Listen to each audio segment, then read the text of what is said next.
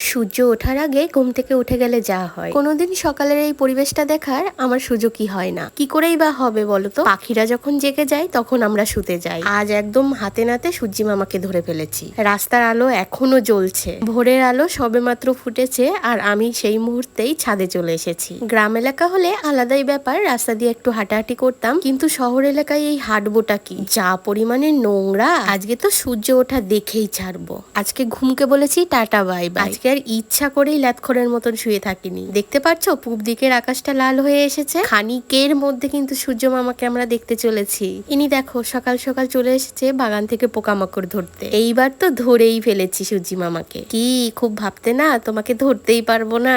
দেখলে তো আজকে হাতে নাতে ধরা পড়ে গেলে তো। সবাই ভোরবেলা হাঁটতে গিয়ে ফুল চুরি করে নিয়ে আসে। আমাদের তো ছাদ বাগান আছে, তাই আমরা ছাদ বাগান থেকেই ফুল নিই। এসেছি ঠাকুর ঘরে। এবার ঠাকুর ঘরের বাসি যে সমস্ত কাজ সেগুলো তো করতে হবে। এই কাজগুলো প্রতিদিন কিন্তু মাই করে। মা যখন উঠে যায় তখন তো আমি ঘুমিয়ে থাকি, তাই এই সুযোগ হয়ে ওঠে না এই সমস্ত কাজ করা। মাকে যদি আমি বলিও যে রেখে দেবা, আমি এগুলো করে নেবো ঠিকঠাক, তারা কি মানে কাজ ফেলে রাখতে কি তারা চায়? তাই আমারও আর ওটা হয় না, আর এগুলো করার সুযোগ আমার হয়ে ওঠে না।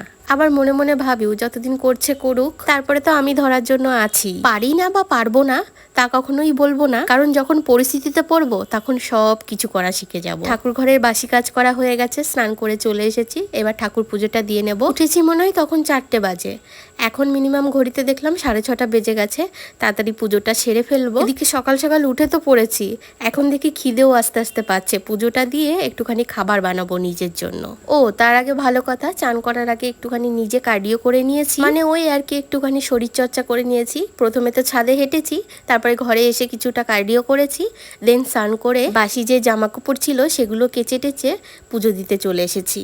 প্রভুকে আজকে ভোগ দেবো আমের। এই কয়েকটা মাসই তো আম পাওয়া যায়, তাই আমার কর্তামশাই একটু বেশি করেই ফল কিনে নিয়ে এসেছে প্রভুর জন্য। হয়ে গেছে এদিকে আমার ঠাকুর পুজো দেওয়ার। এবার নিজের জন্য একটুখানি ডালিয়া বসিয়ে নিচ্ছি। আমার মতন এই ডালিয়া করার ভুলেও কিন্তু কেউ চেষ্টা করো না, একদমই খেতে পারবে না। আমি একদমই সাদামাটা খাই, বলতে গেলে তেল মশলা জিনিসটা আমি অনেকটাই অপছন্দ করি, তাতেই আমি এতটা হেলদি। আর যদি তেল মশলা খেতাম তাহলে তো আমাকে চেনাই যেত না। এর মধ্যে আমি কোনো আলুর দেবো না, এর মধ্যে আমি এই সবজিগুলোই দেবো। ক্যাপসিকামটাও দিতাম না, তবু দেখছি হলুদ হয়ে যাচ্ছে, তাই ভাবলাম একটু ডালিয়ার মধ্যে এটা দিয়ে দেবো। আজকে তো কতদিন হয়ে গেল গ্যাস নেই, ইন্ডাকশনেই রান্না বান্না চলছে। সকালে যেহেতু তাড়াতাড়ি উঠে পড়েছি আর খিদেটাও লেগে গেছে, তাই সকাল সকালই বসিয়ে দিচ্ছি আমার খাবারটা। মাসি প্রতিদিনই করে টোরে দেয়, কিন্তু আজকে তো আমার তাড়াতাড়ি একটু খিদে পেয়ে গেছে, তার জন্যই আমি বসিয়ে দিলাম। দেখেছো তো তেলের পরিমাণটা কতটুকু। এর মধ্যে একটুখানি লঙ্কা আর 5 ফোড়ন দিয়ে আমি সবজিগুলোকে ভেজে নিচ্ছি।